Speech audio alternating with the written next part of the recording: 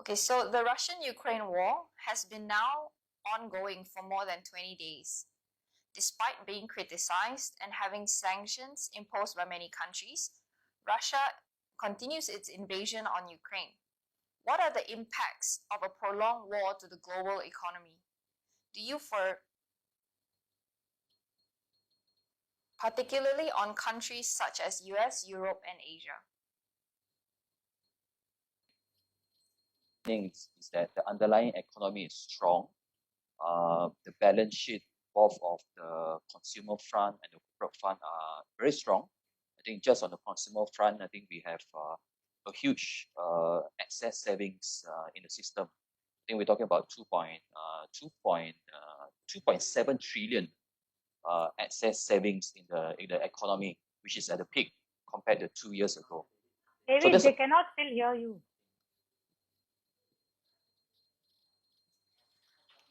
Can you hear me? Yeah, no, yes, apparently the we Facebook can people hear cannot hear you. We can hear you now. Oh dear. Yeah, they have sent a chat, so I don't know what's the problem. Right. Oh, can hear already now. She said, okay. Now you can start. Sorry. Yeah. All right. So this in terms of growth, I think ultimately US seems to be well positioned to withstand this sort of volatility driven by Ukraine. So that's on the global growth. The growth expectations for 2022 will be dragged down as a result of this situation. The second component will be on inflation, which is very, very important for the world markets going forward, given that Russia is I'm sorry, David, it's a big producer for commodity out there. I think in terms of number perspective, Russia produced 12% of the global crude oil production. Natural gas is as high as 17%. So it's going to be, I think, going forward, inflation is here to stay. I think that's how I think global central banks around the world have to manage their monetary policy on one hand and balancing with growth expectations, because higher inflation will obviously impact consumer demand around the world. But silver lining for US, the good thing is that consumer strength is strong actually. At the peak, we see there's about 2.7 trillion in excess savings in the US economy. That just on the consumer front. On the corporate side, profit margins so far, I think before this war situation happened, it seems that the companies that we monitor, especially from the US, are able to pass through some of this uptick in inflation to their customer base. Because we look at the profit margins from the US companies, by and large, they have able to protect the profit margins. So really, I think in this situation, the longer the war prolongs, ultimately the global growth is going to be impacted. But we are quite concerned with Europe. The drag for the GDP is going to be more relative to US and Asia. With that, I'll pass it back to you, Azan. All right, thank you, David. Just to catch up our viewers, I think they missed out the first point. But correct me if I'm wrong. You also mentioned that this war would mainly impact global growth. You are expecting US to. Azan, back to you.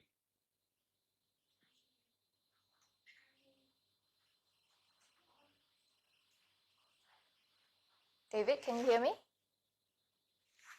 Yes. Yes.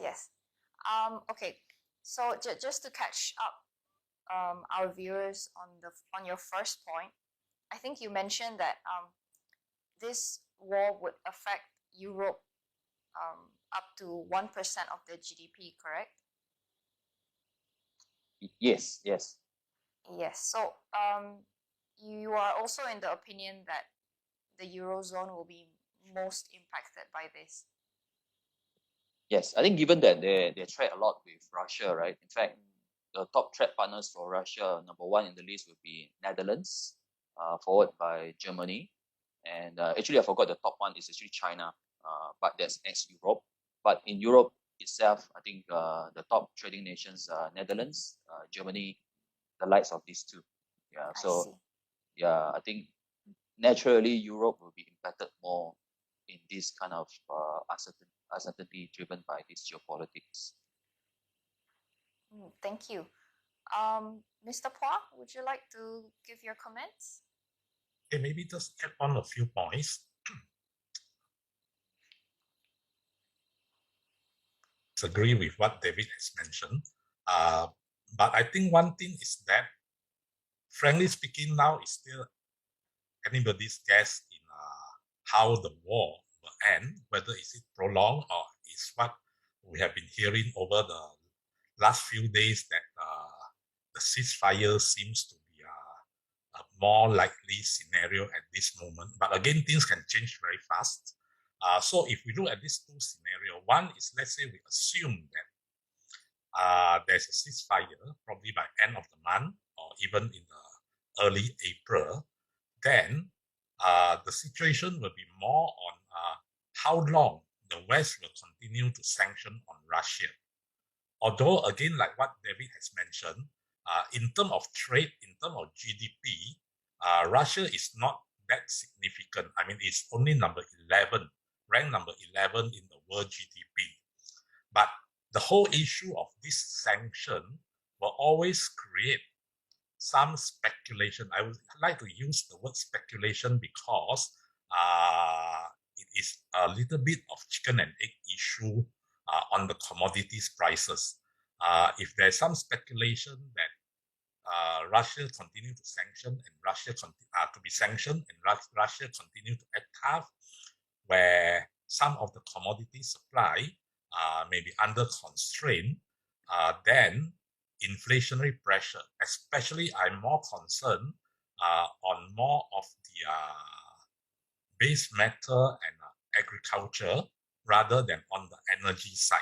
So that really depends even if the ceasefire come in, if the sanction continue to be another half a year, I think it's going to be bad for the global economy. Of course, if the war prolong, for another few months, definitely it's going to be very damaging to the world economy, which some of you may have already noticed that last night, where the Fed, when they raised the 25 bips, essentially for the US economy, they revised down from the December original forecast for 2022, which was 4% down to 2.8, which is a very significant downward revision, which also saying that the fog is really very thick and almost with no visibility on when all this uncertainty will disappear.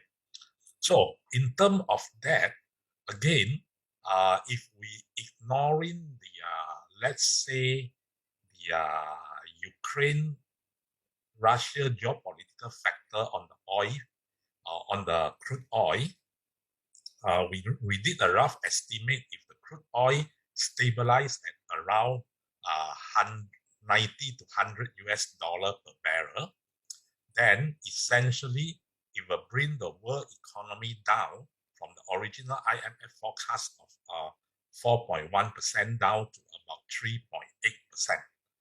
And of course, just like David mentioned, Europe, when the crisis continue, they will be more affected. And this also assumes that Russia really stopped the gas to Europe, which currently is not, because in fact, the gas and also the oil are exempted to a certain extent on the sanction list. So this is how it will be likely happen to Europe, that they will be a little bit negatively affected. And of course, if there's an end of the war and the rebuild of Ukraine, once the war ends and you start to rebuild Ukraine, of course, being the closest to the Ukraine, I think they can benefit some from the rebuilding after the war.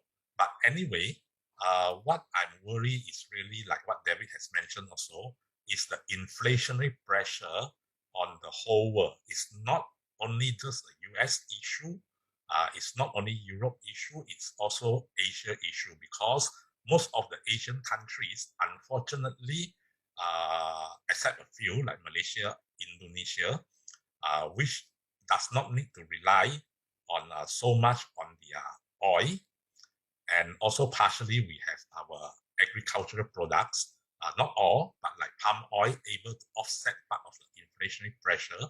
The rest, even including agricultural products, although Thailand looks all right on that, but negative on the energy side.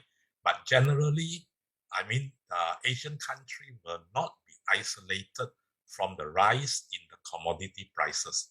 Of course, if we look at it positively, which is one part that we hope that the speculative factors will start to diminish post-May. Why I say May is because assuming that Fed start to shrink its balance sheet, that means when liquidity, excess liquidity is being reduced, part of the speculative money that go to commodities may start to be reduced, and then the whole commodity prices will be more reflected to the actual supply demand, which is still very tight. It's still very tight, especially like on the corn side, right? Wheat, I think, is still quite all right. The harvest season is over, but corn is a time that is about to do the plant where you planting, and Ukraine is one of the major corn producer.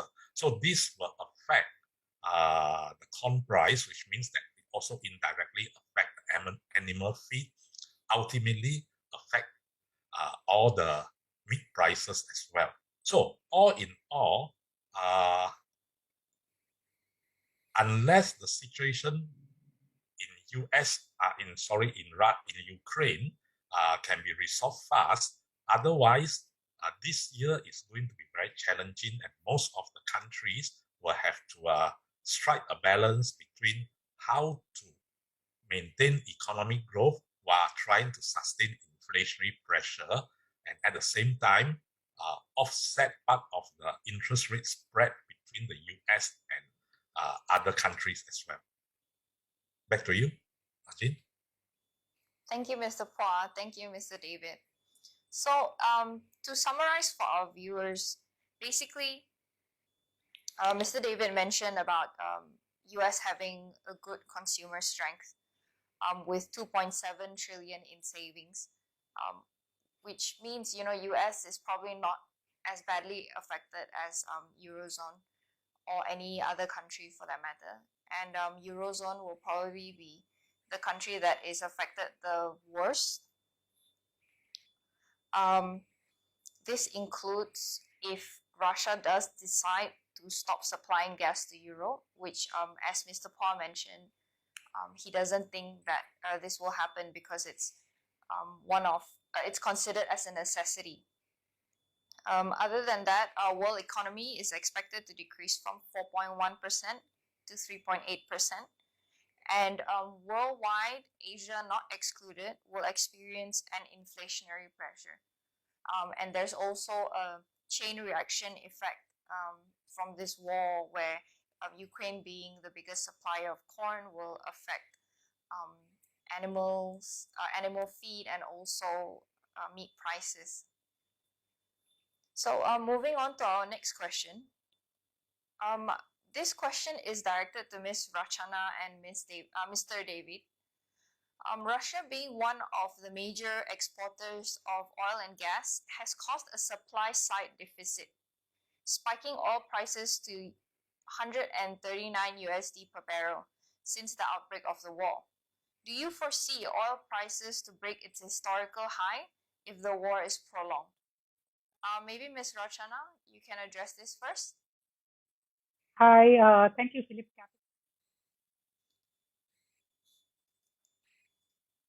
I know it's a very difficult situation the world economy is facing. To me, the Russia-Ukraine conflict, we need to break down into two things. One is short-term impact and one is long-term impact.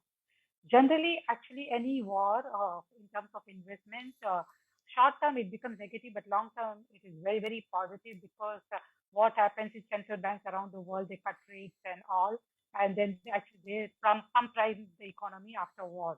But we are coming from a very difficult situation because the rates are almost negative or zero across the world. So central banks do not have that much ammunition left to actually pump prime the economy, given that we are in the war situation. So to me, I think the short-term impact, maybe the war will get over soon and every will come to normal. But to me, this war is going to create a very big long-term impact on the economy. And especially since you talked about oil price, yes, short term, I do believe that if oil price stays higher around 140, 150, a lot of countries in Asia will be impacted.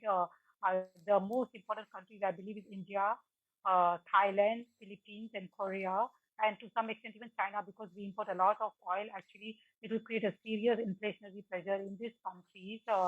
I think this time the war is different because of the sanctions. In fact, the U.S. government and Europe has put a very strong sanctions on Russia, especially taking away the central bank reserve.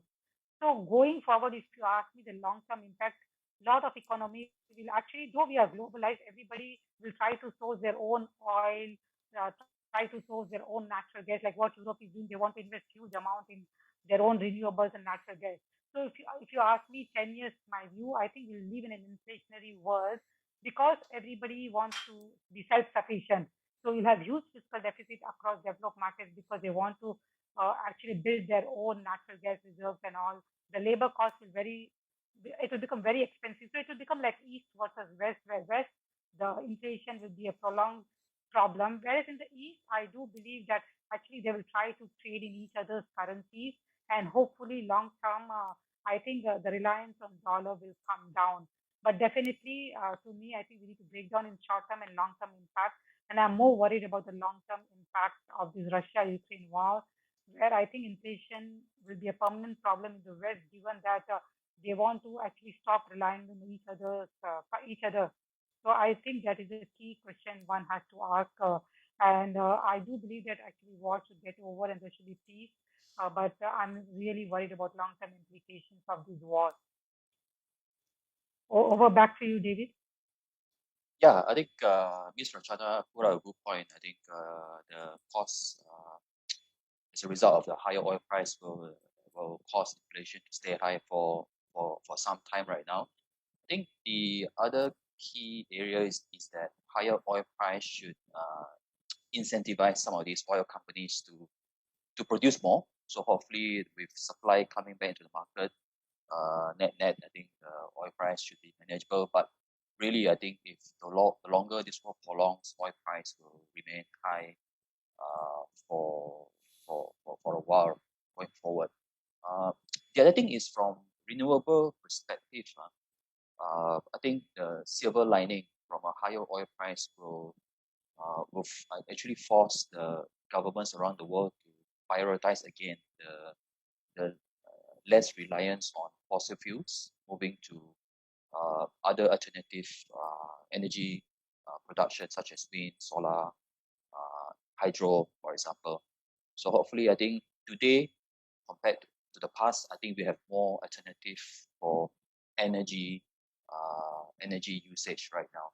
So hopefully, with all these options right now, the direct impact to the world will be less severe compared to the past. I'm afraid I think the way I will answer your question at Zen is that oil price should remain high for the foreseeable future. Oh, thank you, Ms. Rashana. Thank you, Mr. David. I think that was quite a notable point that you made, that it would probably be a catalyst for other countries to also implement or launch alternative energy, even faster. Now with all how countries are reliant on oil and are affected by oil prices, this is going to push countries to accept or even promote the usage of alternative energy instead. Okay, so moving on to the next question. Apart from energy, Russia and Ukraine carry a heavy weightage in exporting commodities such as wheat, corn, steel, nickel, and palladium, which is used as both an electrical component and catalytic converters for cars. what are the impacts of disruption on the supply of these materials? Will a spillover effect cause inflationary pressure on other countries, resulting in stagflation, which other countries or region may be most vulnerable against? This question, I will direct it to Mr. Phua first at the moment. Okay, as far as the so-called, first we talk about the crops. The crops are essentially, like I mentioned just now, the seeding season actually for corn is supposed to start now.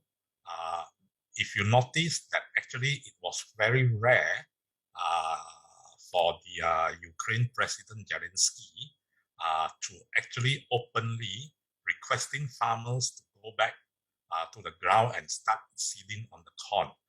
Because most of the time, actually, he's talking about how to fight against Russia. That is a very rare situation, talking about asking farmers to start seeding on corn. So this is where is the key part of how the agricultural products prices will behave. Although again, this is a big if, because if you look at the world situation now, interestingly, actually as of end of last year inventory, right, December last year inventory on corn, actually China is having about 68.8% of the global inventory, which means that to a certain extent, if China don't continue to buy up all the corn, of course, the prices may not go that highly elevated.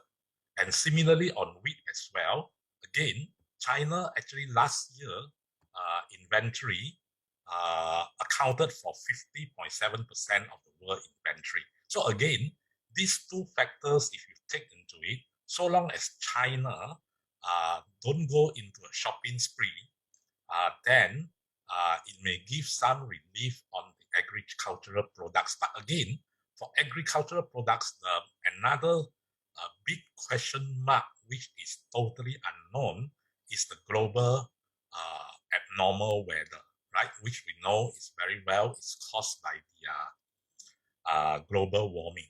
So any slight change in the weather may ultimately causing all these crops, commodity to even prices go even higher. Now, the next one, if we look into the base metal, or even part of the rare or precious metal like this palladium and so on. Now, the interesting thing to look at, again, I think Rachana has mentioned it very correctly, that inflationary pressure is going to stay even at a longer term.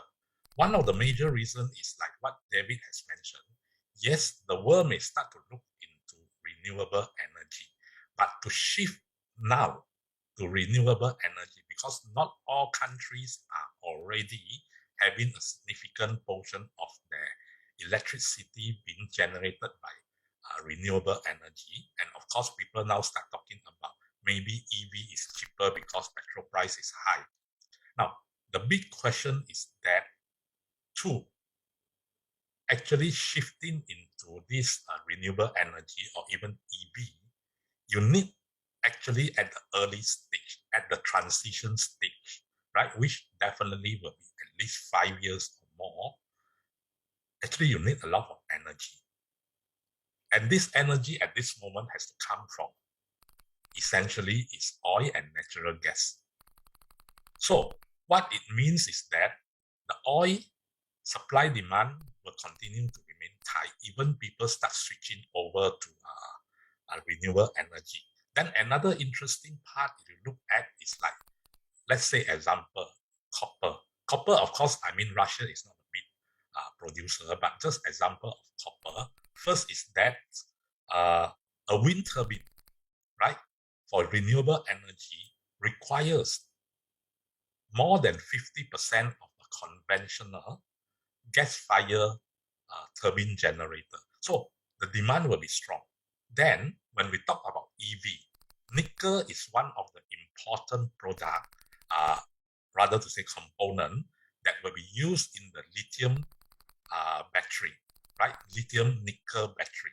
Although there is other type of lithium battery like lithium iron phosphate and so on, but for the so-called energy density, nickel is still a very important part of it. And this essentially, Russia is one of the major exporter on that. So if you look at a number of all these commodities, base metals and all these, and of course, needless to say, nickel is also a major, major element for the stainless steel that cover from your cooking utensils all the way into a car, like say into the lithium nickel battery and all these.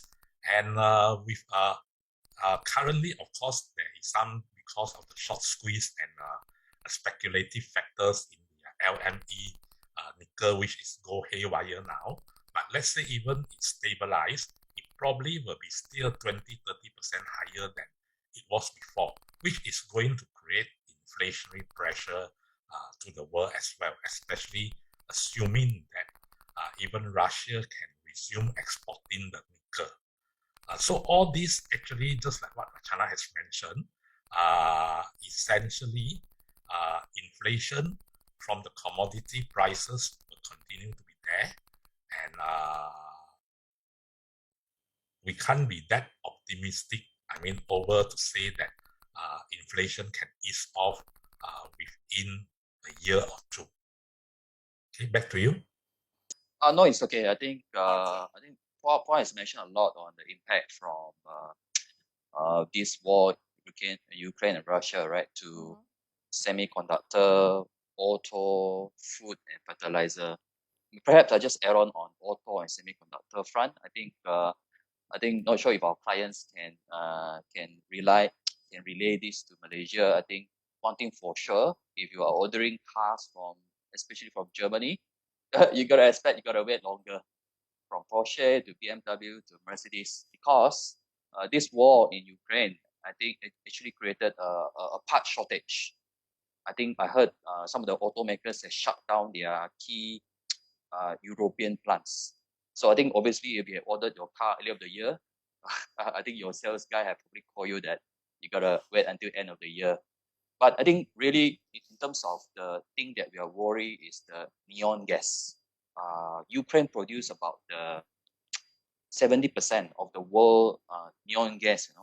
Neon gas is crucial for semiconductor and automotive chips. So if there's shortage for these chips as a result of this neon gas production from Ukraine has been impacted, that will delay all these automakers that use a lot of these chips. So one thing for sure, if you order a car, you're gonna wait longer. But in terms of overall, right, in terms of semiconductor, there's some silver lining. In fact, I think Intel, which is one of the world's largest chip maker, has said this, right? Thankfully, I think they have actually managed to do a stockpiling of their raw material, and also they also have a diversified procurement. So Intel has said that they expect limited supply chain disruption for now from Russia-Ukraine war. So indeed, I think from our perspective in Franklin, this is positive acknowledgement, given that I think the US White House has actually, before this, warned all the semiconductor companies in the US to diversify their supply, not just reliant on neon gas from Ukraine or even Russia. Russia produced quite a fair bit of neon gas as well. So all in all, two things here. I think this will prolong some of the production on the auto side. And number two, I think on the food and fertilizer perspective, I think like what Rachana has mentioned, this will expected to provide the inflationary environment for foreseeable future. Okay, thank you, Mr. David. Yeah. Okay, so moving on to our next question. There are speculations that China may be providing military and economic aid to Russia. Though China has denied this speculation, what is your view on this? And what are the impacts on the China market if China has indeed aided Russia? So, Ms. Rachana, can you please comment on this? Yeah, I know China is actually between a rock and a hard place. I don't believe that China has provided any kind of. Actually, China wants to avoid sanctions from the US because China's economy itself is actually still not come out of the COVID. COVID is spreading massively out there. The growth is slowing. So I think China is very clear that they don't want any more sanctions on their economy. And especially this time, the sanctions are very, very different. And I feel my view is that these sanctions is going to change the world economy from a long, long view. If you ask me, like 20 years down the view, I think it's going to change massively. The economy which we are living will be very, very different. So I don't believe that China is going to aid Russia in any meaningful way. Of course, because since Russia, like Europe is still buying the gas, I'm sure that people are still allowed to buy gas and oil from Russia. So maybe the only way China can do something is to buy the gas and oil from Russia, but instead of trading in dollars, maybe they trade in renminbi. If you ask me, the biggest impact of this war and sanctions is 20 years view is that I'm expecting at least the US dollar to weaken because the more and more countries will be worried that tomorrow if something they do wrong, not necessarily war, but if anything they do wrong, maybe the reserves also will be sanctioned. So 20, 30 years down the line, everybody will actually try to move away from dollars. I'm not saying it's going to happen overnight because it's not easy. Dollar is the most liquid currency. US Treasury is the most liquid market. But 20, 30 years, there'll be more barter system between the countries where, say, China will say, okay, I will provide you this commodity. India will say, okay, I will provide you this commodity, and they will exchange the commodity. So I think we may come across that system, and then people will actually the Asian currencies may actually one strong thing the Asian currencies may become stronger by itself because everybody will like to have their Asian currencies within each other to hold as a reserve. We need liquidity for this, but I think it's going to happen 20 to 30 years down the line because people, even if you look at Middle East, they're also worried about keeping a lot of dollar reserves. So one thing out of these sanctions is that for the 20, 30 years down, the superpower of dollar may come down. That is my clear view. I think as of now, I don't believe because the direct question is what is the impact on China. I don't think China is going to provide any military assistance or any kind because they really want to avoid sanctions. And this time, actually, China is facing a slowdown the growth. So I think they are going to be pretty neutral on this. And one good thing out of this war is actually, I know the inflationary pressure is too much in the West, but if you look at China, actually the inflation is not there. So in fact, China is going to be under the easing mode. So one good thing I'm very bullish is ASEAN economies because ASEAN is now, though they are relying on the US, but actually relying inter-ASEAN trade is much more stronger than the US. So I do believe that ASEAN economy will benefit with any kind of easing in China. And China has come out with a very strong view that they really want to support the economy they want to ease. So to me, I think ASEAN economy will benefit from this. And I think the impact US action on China is going to be limited at this stage because China is not going to do anything to jeopardize their own economy. Over to you. Thank you, Ms. Rachana. Mr. Phua, could you share your thoughts on this? I agree with Rachana. I mean, if you look at from an economy perspective, Russia only accounts for 2% of China's total export. So that it just doesn't make economic sense for China, let's say, to support Russia through military aids, where, like what Achana has mentioned, and being sanctioned by the rest of the world because essentially China, US accounts for about 17% of China total export, and even ASEAN, like what Achana has mentioned, accounts for about 14% of the China total export. Just bearing in mind that if, although yes, China has a veto right in the United Nations, but based on the Article 5, if you are supporting militarily to a country that is being seen as an invader, I mean, you can be also being sanctioned. So I don't think it makes sense for China to really support Russia on a military base. But on the other hand, on the energy and which currently even the West are not sanctioned on that. So there's nothing wrong for China to import gas, natural gas, oil, and wheat from Russia. So I think it's a lot. It's just a lot of so-called political noises surrounding that, but I think it's very unlikely. Of course, sometimes again, things may go against what we believe it should be, because it's just like nobody expects Putin to invade Ukraine because it does not make economic sense. So we just don't know what President Xi Jinping is also thinking about. But at this moment, we'll put it as a probability of China supporting Russia on the military aid is less than 5%. So in that context, I think China, rather than a Ukraine-Russia issue, is a matter of when China seriously want to switch its policy from zero COVID to with COVID, because zero COVID comes with a very high economic cost.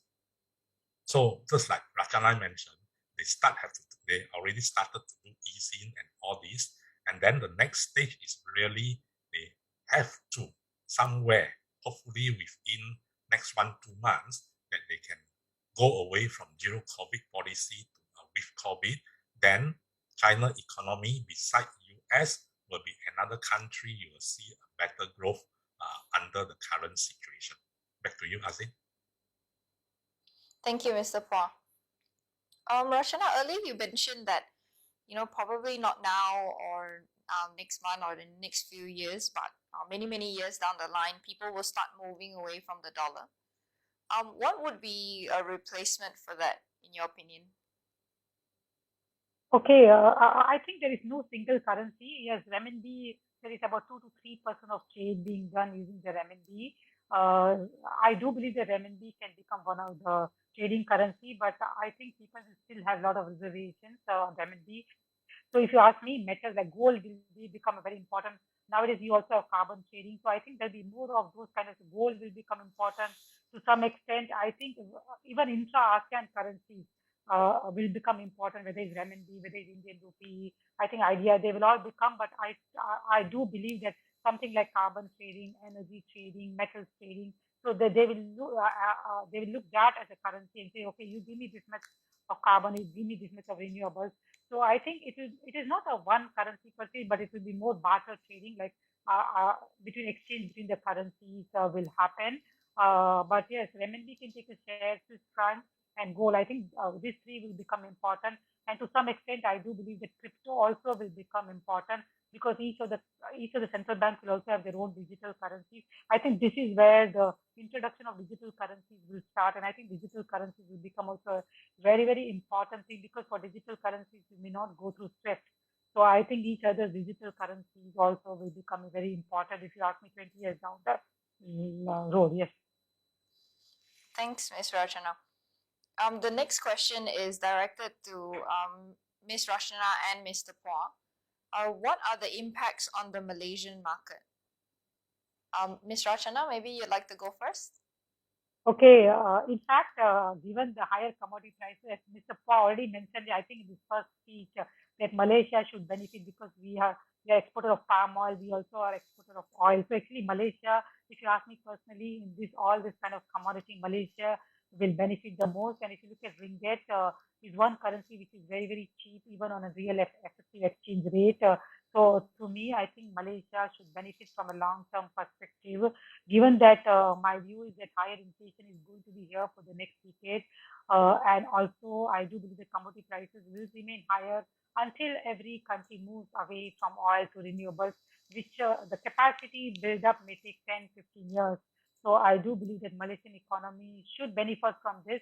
But the only issue with Malaysia is the fiscal deficit is high, and if the growth is really going to slow, so Malaysia has to balance between growth. I'm not that worried about inflation in Malaysia. given that Malaysia is a producer of all these commodities, but the growth is more important for Malaysian economy. So I hope that given that Malaysia should take advantage of this and make sure that they become a stronger economy over next 10 to 15 years. Actually, Malaysia is in the best place today. Thank you, Ms. Rashana. Mr. Phua, any thoughts? Well, essentially from the government perspective or from the macro fiscal situation perspective, definitely these are the tailwinds for Malaysia. I mean, higher commodity prices, which means that government will have a higher income on the oil revenue and even on tax revenue from the commodity, from the plantation or palm oil prices. But the other side of the coin is that government will have to ensure that, under a higher inflationary environment, how to ensure that people's income can increase. Because put it another way, Malaysia relies heavily on the domestic consumption, essentially mainly from the consumer spending over the last few years. So, a higher commodity prices definitely help on the government pockets, but on the other hand, it hurts the Malaysian pockets, right? For every $1 you spend extra on oil, that means you have $1 less to spend, whether on your other spending, whether being even traveling or even like entertainment or even food and beverages as well. So it's a matter of how government to ensure that income can be increased, and that has always been an issue on the so-called like minimum wage, and at the same time, our a lot of industry, despite after the COVID, we have not still unable to get out from the heavy reliance on the foreign labor, which again, we may face some issue on that. So yes, it is positive on the government side, but on the totality, when look at the economy as a whole, then government have to ensure that how to distribute all this additional income while maintaining a good fiscal position and ensure that Malaysian income can improve so that the consumer spending power is still there. If not, then it is going to be challenging to maintain economic growth as well. Back to you, Azin. Thanks, Mr. Phua. I'm quite curious. You mentioned the government doing its part in ensuring that Malaysians have enough wage. I think recently the government has announced that they increased minimum wage to be 1,500 ringgit. Do you think this will affect employment levels, as maybe companies find it a bit too expensive to hire locally?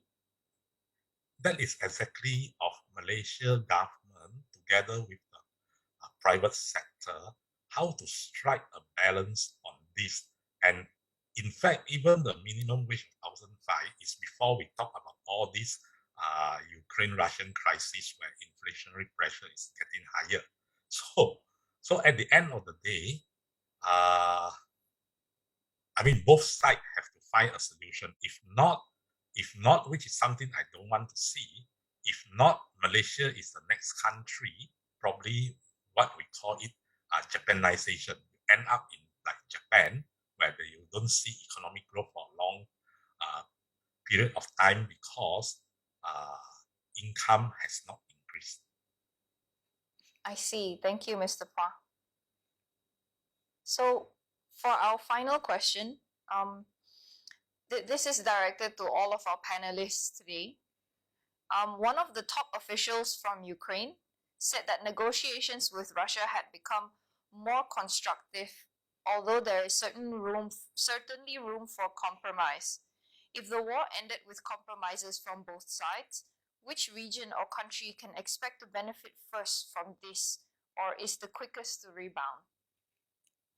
Maybe Mr. David, you can share your thoughts with us. Yeah, thanks for the question. I think basically our thesis at the beginning of the year was we had a constructive outlook for the global markets, right? This year we were expecting this year will be a year of transition in terms of normalization of monetary policy, inflation. Obviously, I think earlier on we were expecting it to subside, but looks like it's here to stay. So basically, in the event of de-escalation of the war in Ukraine, obviously countries such as US and Asia are well positioned in terms of a quicker rebound as compared to the Eurozone countries. On the US and the Asia front, relatively speaking, on the fundamental basis, they have a strong structural fundamental. Just in the US front, I was just talking about in terms of the excess saving, right, by the US consumers, is as much as 2.7 trillion. So much money in the system. So consumer spending is still strong, even up until the latest data that we can see. I think not many media is talking about. I think the other factor that is happening right now is that the COVID situation is manageable. I think Omicron was quite scary at the beginning, but seems like the world is adjusting to living with the virus. So long economic activity continue to move on, that would be positive for global growth. So I think in the event of de-escalation of the war, in short, I think that will provide a relief to the world, whether it's in terms of the commodity prices, some of the supply chain disruptions that we were discussing today. So that would provide a huge relief. So in short, I think US and Asia are better withstand from the current situation, and as a result, we expect these two regions to rebound relatively quicker than Eurozone. Back to you. Mr. Park, can you hear me? Yeah, I can hear you. Yeah. Okay, so your thoughts on this? Okay, I mean, we can look at two different angles. One is that if we look from the absolute basis, in terms of economic growth, in terms of dollars basis, I agree with David that US is the one that will continue to grow stronger and better than the rest of the world. But if we look from, these are all based on the best case scenario, assuming there's a ceasefire, most of the commodity prices at least back to around beginning of this year. Then if you look from the relative perspective, that means in terms of rate of change, the one that has dropped so much because of this war, and of course it starts from a low base, but the rate of change will be higher, is essentially Europe, which sometimes, market will always look at the rate of change. It's just like, sometimes a company is still losing money, so long as they say there's improvement, where the earnings ultimately is at a very low positive side, the share price already go, in a sense, quote unquote, haywire, in that sense. So if we look from an investment perspective, in the best case scenario, probably Europe may show a better performance. Then probably followed by the US growth sector, then come to China, and then Asia. Back to you, Azim. Thank you, Mr. Paul. Ms. Rachana? Yeah, I do agree with both David and Fa. But my view is US is already doing well, so I don't know how much better it can do. So I do actually Asia in terms of emerging market Asia is actually very cheap. In fact, it was doing very well until the war broke out. So my view is actually Asia should do well, especially Southeast Asia countries like because the tourism is really picking up because we have been coming away from COVID. And actually, Asian central banks are still reluctant to raise rates. For them, growth is more important. If you really look, whereas growth is already strong in US and Europe. So to me, the Southeast Asian countries should do really well. So I am very bullish on Thailand, Indonesia, and actually even Malaysia, India and Philippines, if the war really gets over, and as you said, the sanctions. Because my view is if the sanctions stays, then the oil price will still stay higher. But if oil price really comes down back to 85, then India also should do well. Philippines also should do well. So we are more bullish on Southeast Asia.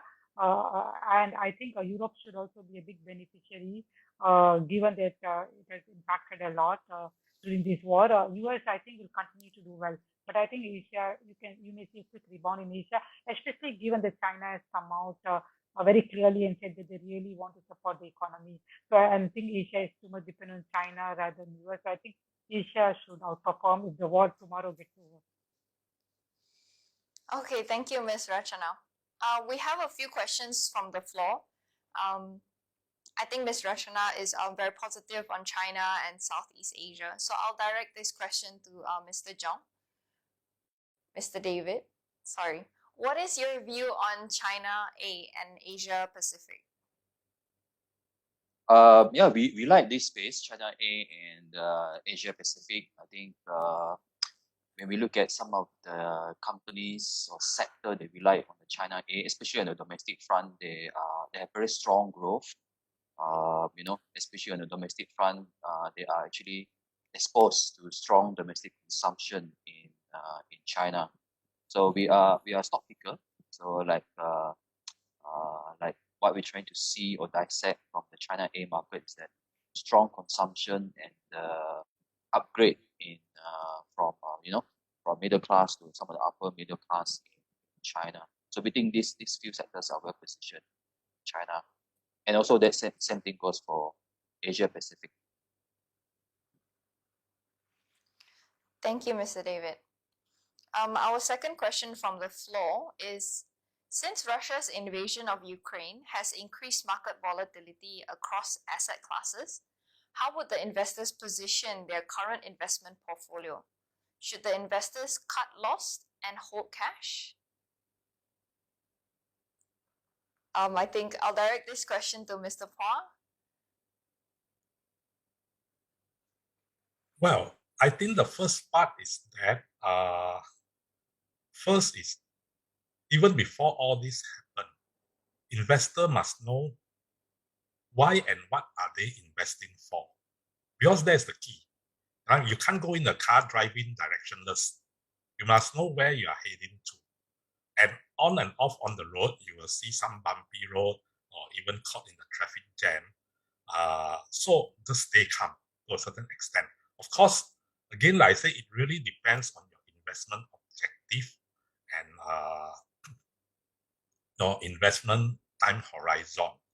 Because at the end of the day, unless this Russia-Ukraine crisis has changed the whole scenario of how the world economy will be over, let's say, 5 to 10 years period, where, most of the world was not able to, economy was not able to grow for whatsoever reason, otherwise, if you relook into that, if you believe that your original investment is correct, the fund manager has maintained so-called his investment philosophy, I would say that this is a good time actually for dollar cost averaging.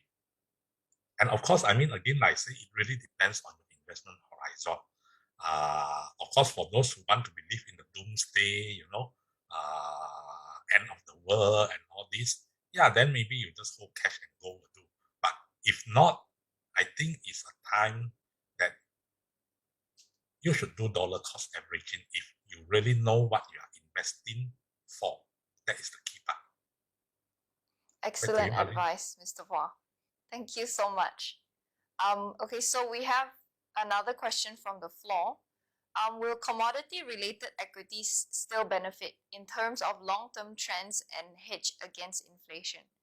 Ms. Rachana, I'll pass this question to you. Yeah, I definitely think, because as I mentioned that to me, 10, 15 years down the road, there'll be de-dollarization of dollar given the sanction imposed. So commodities will become a very important part. Everybody will become want to become self-sufficient in their own. They don't want to depend on any other country. So I do believe that buying commodity stocks or some commodities from a long-term perspective will be very, very good because especially for developed economies, I think inflation is not going to go away as they are going to invest a lot more in renewables and other sectors. Labor is going to become very, very expensive in the developed markets. So to me, definitely commodity related stocks or any kind of commodity investment will be a good hedge against inflation from a long-term perspective. Okay, thank you, Ms. Rachana. We have a final question. As mentioned by all panelists, the inflationary problem will ease off in the next year or two.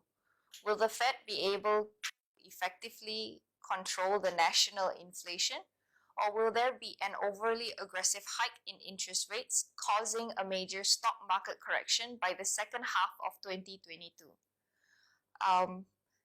In my opinion, I think this is quite a big question. So I'll open it up to all panelists. Let's start with Ms. Rachana. Oh, it's a very interesting question. It's not easy to answer. Yeah. As Mr.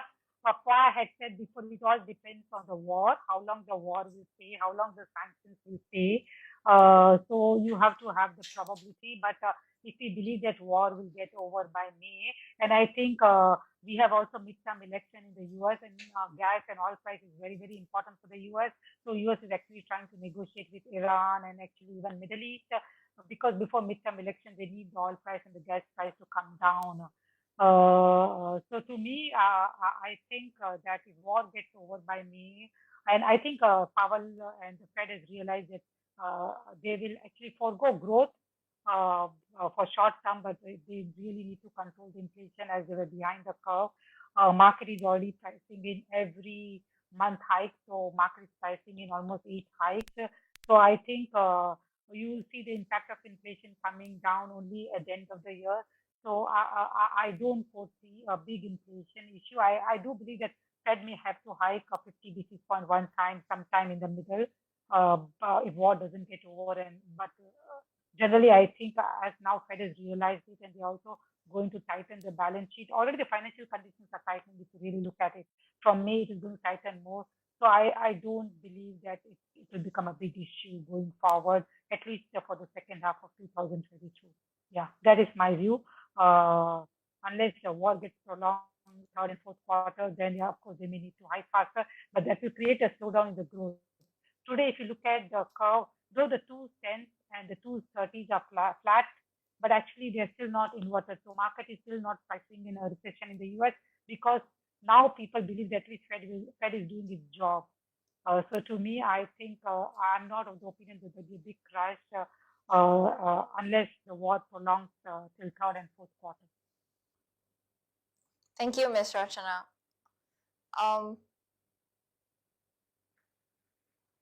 I'm afraid that's all the time we have for today. I'll pass the floor over to our host, Esty. Okay, thank you, Mr. Phua, Ms. Rachana, and Mr. David for joining our Phillip Roundtable session today. And thank you to all the audience for dialing in. We sincerely apologize for the technical errors caused, and hope that all of you have a wonderful Thursday evening. See you again. Thank you. Thank you so much. Thank you. Thank you. Bye, everyone. Thank you. Bye. Stay safe. Bye. Stay safe. Yeah.